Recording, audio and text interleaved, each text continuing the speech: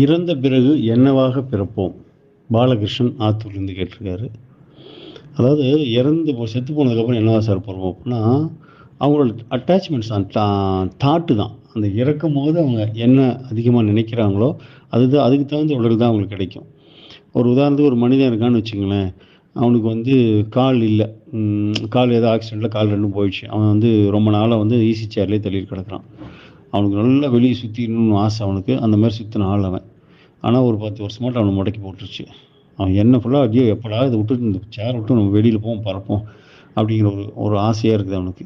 எப்போ ஒரு விடுதலை அடைஞ்சு போணும் அப்படிங்கிற மாரி ஒரு எண்ணத்தோட இருக்கான்.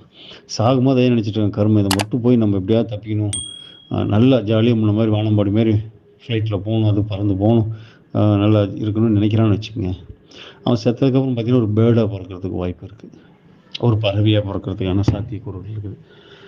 இறக்கும் தருவாயில் என்ன நினைக்கிறோன்னு அந்த மாரி.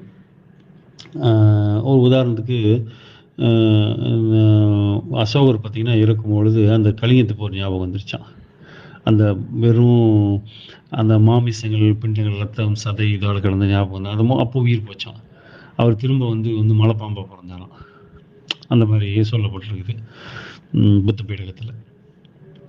அந்த மாரி நம்ம இருக்கும்போது எத நினைக்கிறோமோ, எத அட்டாச்மெண்ட்ஸோட இருக்கிறோம், பற்றோட, ஆசையா அத அடையணும்னு நினைக்கிறோமோ, அதுக்கு தகுந்த மாரி உடல் நமக்கு கிடைக்கும்.